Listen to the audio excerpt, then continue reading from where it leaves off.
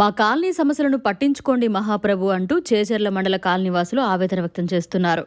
నెల్లూరు జిల్లా చేచెర్ల మండలం నూతకివారి కండ్రిక ఎస్సీ కాలనీలో సమస్యలను పంచాయతీ అధికారులు ఎవరూ పట్టించుకోవడం లేదని కాలనీవాసులు ఆవేదన వ్యక్తం చేశారు. తమ కాలనీలో సిమెంట్ రోడ్లు లేవని, డ్రైనేజీలు లేని కారణంగా వీధిలో మురికి నీరు ప్రవహించి దుర్గంధం వెదజల్లుతోందని, పిల్లలకు జ్వరాలు వస్తున్నాయని, కాలనీకి వీధులెట్లు కూడా లేవని, కరెంటు వైర్లు చేతికి అందేంత ఎత్తులో ఉన్నాయని, కరెంటు వైర్లు మార్చడానికి కరెంటు స్తంభాలు వేసి ఇప్పటికీ మార్చకుండా అలాగే వదిలేశారని, ఇదేంటని అడిగితే సమాధానం లేదని, ఎన్నిసార్లు పంచాయతీ అధికారులు చుట్టూ తిరిగినా చలనమే లేదని, ఇప్పటికైనా ఉన్నతాధికారులు స్పందించి తమ కాలనీలోని సమస్యలను పరిష్కరించాలని కాలనీవాసులు కోరుతున్నారు.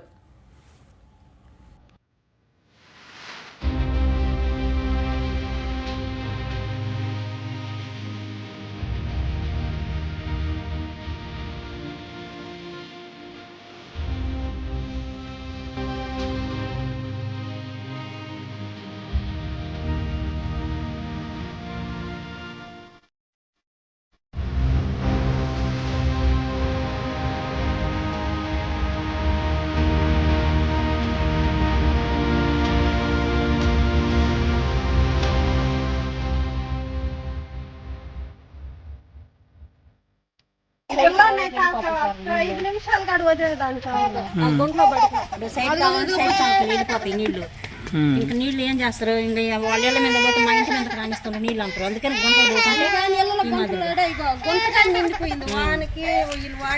ఇంకా మన సైడ్ కాలం తీస్తే ఆ వాళ్ళు తిడతారు కదా మళ్ళీ. ఇంకా గుంటలు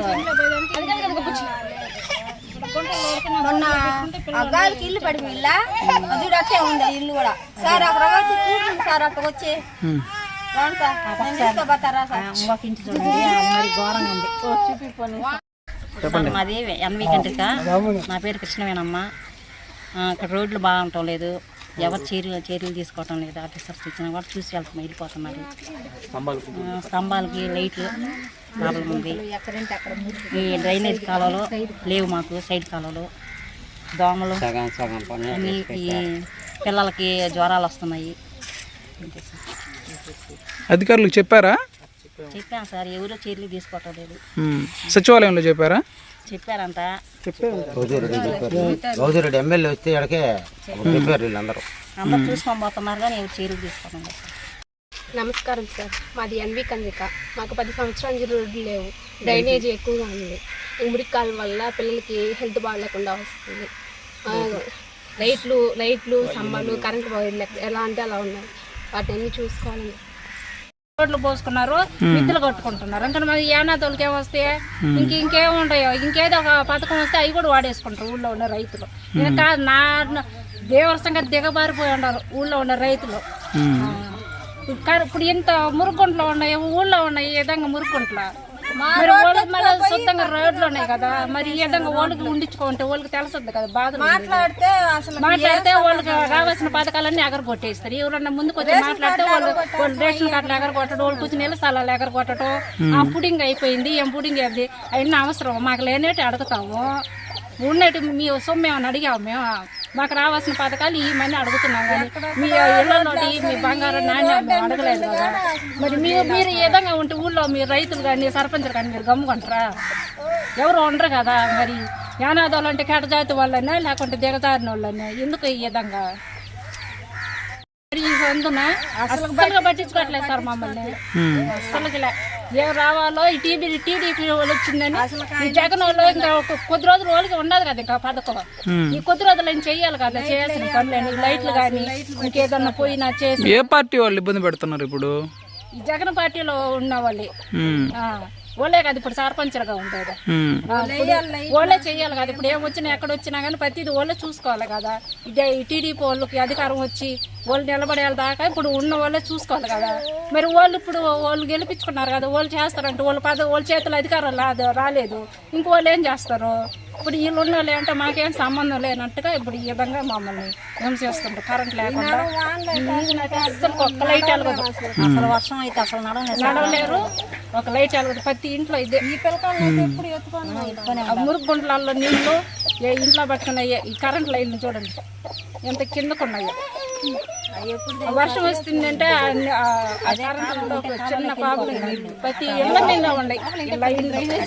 పోయినసారి ఇట్లా చేతులు కట్టుకొని అమ్మ అయ్యా మీకు పథకాలు లేట్ అయినాయి అమ్మ తల్లి దండం పెట్టిండో అదిగో చిన్నపోయిన గుడ్లకి అతుకులు వేసుకున్నట్టు 4 బిచ్చులు ఆడకుండా అని పోసి అనుభవింది. అది మీకు ఎవరు ఏడ్చారు? మేము అని ఏడ్చినాం అయినా ఆ ఒక్కరంతో పేలికి పోసిపండి రోడ్డు అయినా పోస్తే అంతా చేయాలా చక్రం చేయాలా లేకుంటే ఆపేసుకోవాలి. ఎవరు ఏడ్చారు? ఆ ఒక్కరంతో పోయింది.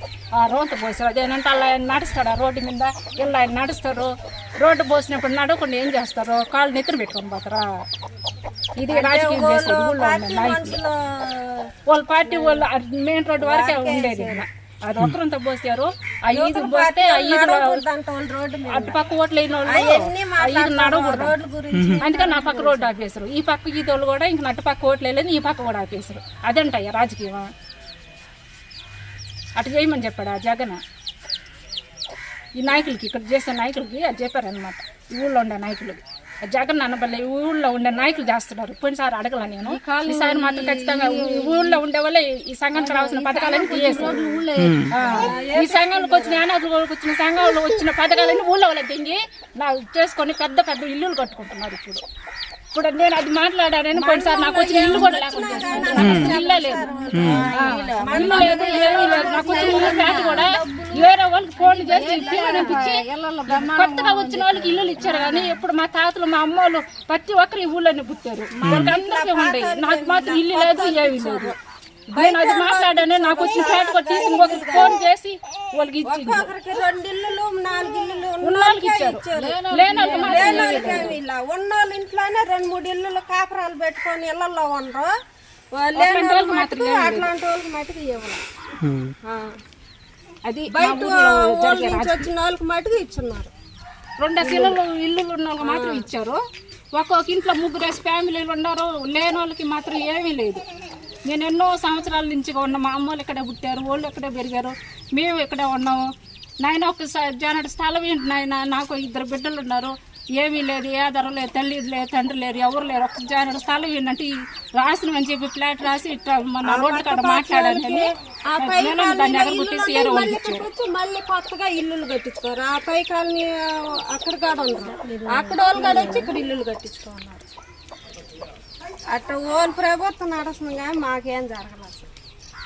అది మాట్లాడితే ఇంకా తగులు రచ్చలు. మరిన్ని అప్డేట్స్ కోసం మన HN9 టీవీ ఛానల్ని సబ్స్క్రైబ్ చేసుకోండి.